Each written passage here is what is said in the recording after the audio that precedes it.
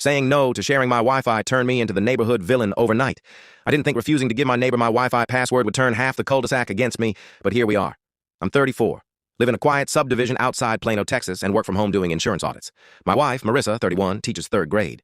We moved here 2 years ago for the good schools and peaceful vibe, which mostly translates to HOA emails about trash cans and one guy who blows his driveway with a leaf blower every morning at 7:02 a.m. Enter the Parkers next door. They moved in last fall with 3 kids under 10 and a golden retriever that never stops barking. First week, they seemed friendly enough. Mr. Parker waved. Mrs. Parker brought over store-bought cookies and told us, "We believe neighbors should help neighbors." I didn't realize that was a mission statement. One evening, there was a knock at the door. Mrs. Parker stood there holding her phone.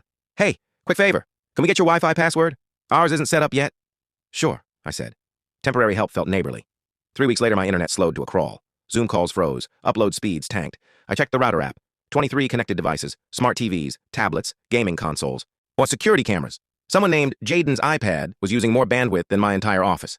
I texted Mrs. Parker. "Hey, looks like a lot of devices are on our network. Could you switch over once yours is running?" She responded, "Ours is super slow and the kids need it for school. We'll try soon." They did not try soon. After another week of dropped work calls, I changed the password. 10 minutes later, my doorbell rang.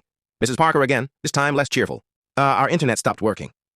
"I changed the password," I said. "I need stable service for work." Her smile vanished. "The kids have homework, and Jaden has virtual tutoring tonight." "I understand, but I pay for this." She folded her arms. "It's just Wi-Fi. It doesn't cost you extra." "It does when I can't do my job." She walked away shaking her head. The next morning, I stepped outside to grab the paper and felt it. The shift. "Across the street, old mister." And Halverson gave me a tight nod instead of his usual morning sun. 2 houses down, a mom I'd waved to for months avoided eye contact. That evening, Marissa came home sighing. "So, apparently we're the neighbors who won't help a family in need." "You're kidding. PTA moms talk," she said, dropping her bag. "Mrs. Parker told everyone you cut off their internet while her kids were doing schoolwork." I felt my jaw tighten. They were streaming, gaming, and running a small tech convention from my router. 2 nights later, there was another knock. This time, it was Mr. Parker. He looked uncomfortable. "Hey, man," he said. "My wife's stressed. We didn't realize how much we were using. The kids hooked everything up." I stayed quiet. "Our provider finally fixed the line today," he continued. "Also, I didn't know she'd told the whole neighborhood." I exhaled slowly. I didn't want drama. I just needed my internet back. He nodded. "Yeah, fair." The next weekend, a plate of homemade brownies appeared on our porch with a sticky note.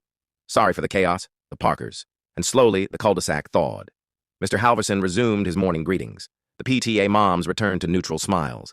But last night, while taking out the trash, I noticed a new Wi-Fi network pop up. Parker family _5G extender signal strength. Excellent. I smiled, went inside, and enjoyed my blazing fast internet. Turns out, being neighborly doesn't mean being unlimited.